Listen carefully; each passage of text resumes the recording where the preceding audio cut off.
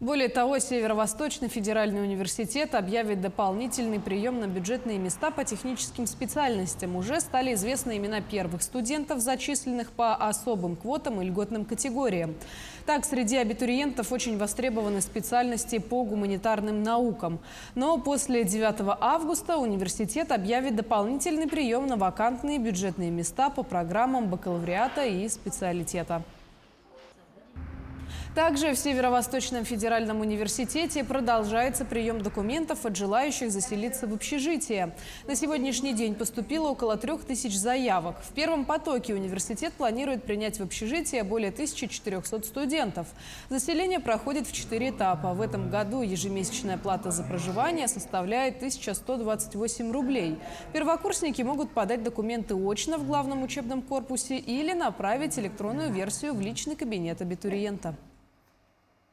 Медицинский осмотр в этом году, как же и в прошлом, будет проходить в 5 общежитиях, дабы исключить столпотворение.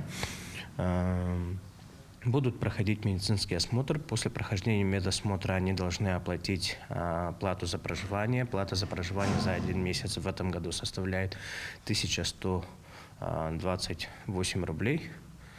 Минимум должны оплатить за 5 месяцев, то есть за 1 семестр.